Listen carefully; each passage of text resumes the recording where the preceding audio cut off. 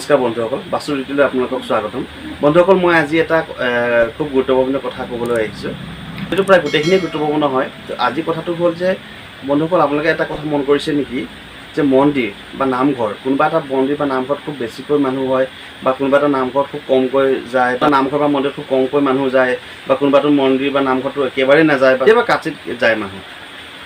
তো কিছুমান মন্দিৰ খুব ভাল ধৰণে বনোৱা থাকে, ইভেন টাইলছ দি পেলাই বনোৱা থাকে, তথাপিতো তাতে মানুহ কম যায়। কিন্তু কিছুমান তাত সৰু মন্দিৰতো তাতে কিন্তু মানুহৰ সমাগম বেছি হয়। আচলতে এই গোটেই বস্তুটো কিহৰ কাৰণে হয় বন্ধুসকল জানিছেনে? এই গোটেই বস্তুটো হয় বাস্তুশাস্ত্ৰৰ বাবে। যদি সেই নামঘৰ বা মন্দিৰভাগে যদি আপোনাৰ বাস্তুৰ মতে বনোৱা নাই বা কিবা বাস্তুটোক লাগি আছে, তেতিয়াহ'লে তাতে ভক্তৰ সমাগমো কম হ'ব। ঠিক তেনেকৈ মই ইয়াৰ উদাহৰণ হিচাপে এটা উদাহৰণ লৈ আহিছোঁ। তো অলপতে আমাৰ ওচৰৰে এভাগী নামঘৰ এভাগীত ভাওনা এখন হৈ গ'ল। তো সেই ভাওনাখন হওঁতে সেই নামঘৰ ভাগী কোনো ইমান এটা ভাল ফেচিলিটি নাছিলে যে ৰাইজে তাতে চাবলৈ ভাওনাখন। তথাপিতো কিন্তু তাতে আপোনাৰ মানুহ বহুত হৈছে সমাগম। সেইটো আচলতে মই নামঘৰ ভাগী এটা বস্তু চালোঁ। সেই বস্তুটো হ'ল তাৰ মূল দুৱাৰখন আৰু তাৰ যিটো মণিকূট, যিফালে আমাৰ মন্দিৰৰ যিটো মন্ত্ৰ পাতিব লগা হয়, যিটো মণিকূট বুলি কোৱা হয় নামঘৰত, সেই বস্তুটো এটা সম্পূৰ্ণ বাস্তুসন্মতভাৱে হৈ আছে। গতিকে তাতে মানুহৰ সমাগমটো বেছি, আৰু কেইটামান আৰু ভাল দিশ আছে। সেইটো কাৰণে তাতে নামঘৰ ভাগীত খুব কম ফেচিলিটি থকাৰ পিছতো তাতে কিবা এটা নামঘৰ ভাগীত মানুহৰ সমাগম বেছি হয়। তো মই একদম আৰম্ভণিৰ পৰা একদম আদিলৈকে চালোঁ ভাওনা ভাগী, খুব ভাল লাগিলে। আচলতে সেই ভাওনা ভাগী কম্পিটিশ্যন ভাওনা হয়। তো তেওঁলোকে ইয়াতে এক্সপাৰ্ট তেওঁলোকৰ ভাওৰীয়াবিলাক আছিলে। তো ভাওনাখনৰ কিছুমান মই একদম বিশেষ খুব ভাল লগা দৃশ্য কিছুমান আপোনালোকৰ কাৰণে লৈ আহিছোঁ। আৰু মই ইয়াৰ নেক্সট ভিডিঅ'টো বন্ধুসকল মই আপোনালোকক এটা গুৰুত্বপূৰ্ণ বিষয় মই ক'ম। সেইটো কিটচেনৰ হৈ পেলাই ক'ম। আমাৰ যিটো পাকঘৰটোৰ বিষয়ে মই ভিডিঅ' এটা বনাম ভাবি আছোঁ। আজি মই জাষ্ট আপোনালোকক এই কিছুমান ভাওনা ভিডিঅ' লৈ আহিছোঁ, বিশেষকৈ প্ৰবেশবিলাক খুব ভাল লাগিলে। তো তেতিয়াহ'লে আহক বন্ধুসকল, দেৰি নকৰি আৰম্ভ কৰোঁ। আৰু নাটৰ নাম হ'ল বন্ধুসকল ৰিহিৰ মুৰাৰী, আৰু এয়া হ'ল আপোনাৰ প্ৰবেশ।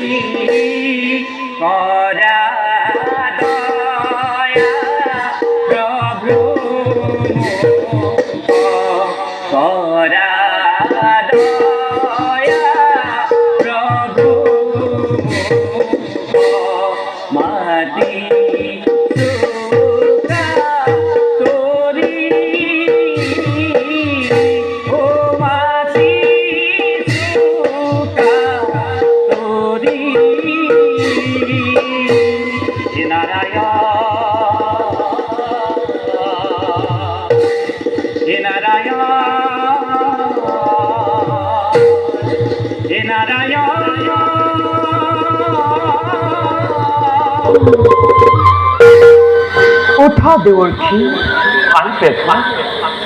তোমাৰ আগমনে ধন্য কৰিলে আজি এই বৈকুণ্ঠপুৰী। কিন্তু কোৱাচোন দেৱৰ্ষী, অকস্মাতে তোমাৰ আগমনৰ উদ্দেশ্য উদ্দেশ্য এটাই প্রভু আপনার খবরে দূরে যুগল শরণ দর্শন দয়াময়ের কৃপা পূর্ণ হল মোর সেই অখিলা কিন্তু কিন্তু বলে রোনাপ্রিয় দেবর্ষী ব্যক্ত করা তোমার মনোর অভিলাষ। অন্তর্যামী তুমি নারায়ণ সৃষ্টি স্থিতি প্রলয়ের প্রভু তুমি করাকে তেনেস্থলত এই নিত্য নারদত ঘূৰিছা যেতিয়া তখন প্ৰভু দুৰ্জনৰ অত্যাচাৰত আই বসুমতী আজি নিয়মান হৈ অহনিশে আপোনাৰ খেলিছে চৰণ সে দয়াময় দুৰ্জনক বধ কৰি আই বসুমতীক উদ্ধাৰৰ ব্যৱস্থা কেতিয়া কৰিবা দুষ্টক দমন আৰ সন্তক পালন এই আমাৰ উদ্দেশ্য মহান। বাৰু দেৱৰ্ষী সময় তুমি বুজিবা সকলো এতিয়া যোৱা তুমি তোমাৰ কৰ্তব্যত অগ্ৰসৰ হোৱা। বুজিছো বুজিছো দয়াময় এইবাৰ নিশ্চয় নতুন লীলাৰ মেৰিব পাতনি কিন্তু সেই দয়াময় আপনার এই সৃষ্টির আদি অন্ত বুঝিব পুরা শক্তিকণ মোর একেবারে অভাব আর এই সমগ্র বিশ্ব ব্রহ্মাণ্ড চলিব লাগিছে আপনার ইঙ্গিত আর সেই ইঙ্গিতে বুঝিব পুরা শিক্ষাকণে দিলেহে তব গুণানাম প্রচার করে ঘুরি ফুরিব পারো এই সংসারত প্রভু আর যেটি নকওঁ সে প্রভু